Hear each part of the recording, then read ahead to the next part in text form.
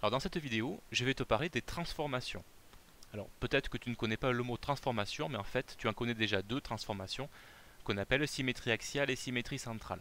Donc je vais te rappeler très rapidement ce que ça signifie et surtout je vais te montrer une nouvelle transformation qu'on appelle la translation.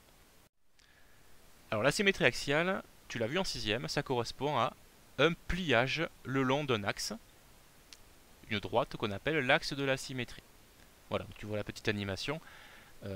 La partie droite est la figure symétrique de la partie gauche, puisque en les pliant, elle se superpose complètement.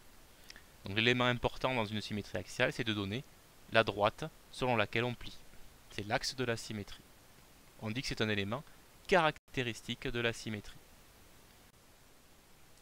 Seconde transformation que tu connais déjà, c'est toujours une symétrie, mais cette fois ce n'est plus une symétrie par rapport à une droite comme je viens de te montrer, mais une symétrie par rapport à un point. Alors ici c'est O', et qu'on appelle la symétrie centrale. La symétrie centrale, je te rappelle son effet, simplement c'est un demi-tour de la figure autour du centre de la symétrie. Voilà. Ici tu as l'image de mon logo par la symétrie de centre, le point O'. Bon. Je vais donc maintenant te montrer une nouvelle transformation qui ne va pas s'appeler symétrie cette fois, mais qu'on va appeler une translation. Alors je te laisse observer l'effet qu'a cette nouvelle transformation sur le logo.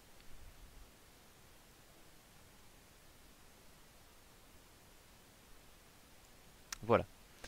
Ici, tu as l'image du logo par une translation. Alors qu'est-ce qui s'est passé en fait? Une translation c'est tout bête. Une translation, simplement, c'est un glissement de la figure. Alors, un glissement rectiligne, c'est-à-dire le long d'une droite. Tu vois ici, le long d'une droite. Alors d'une longueur plus ou moins importante, hein, tout dépend. Mais c'est ça une translation, tout simplement. Alors le glissement, il peut se faire, faut bien comprendre, il peut se faire dans n'importe quelle direction. Moi je te montre un glissement, tu vois, qui va vers le bas à droite, tu vois. Et il peut se faire sur n'importe quelle longueur, hein, tu vois. Ça c'est un petit glissement, ça c'est un glissement un peu plus important en termes de distance. Ici encore plus important. Enfin bref, tout glissement rectiligne est une translation. Voilà. Alors pour le caractériser ce glissement, pour le schématiser, on peut, en général, on représente une flèche, ici tu vois, une flèche, qui indique bien le glissement, puisqu'une flèche, elle te montre une direction de glissement. Alors sachant qu'en maths, une direction, attention, une direction c'est une droite en fait, hein, tu vois.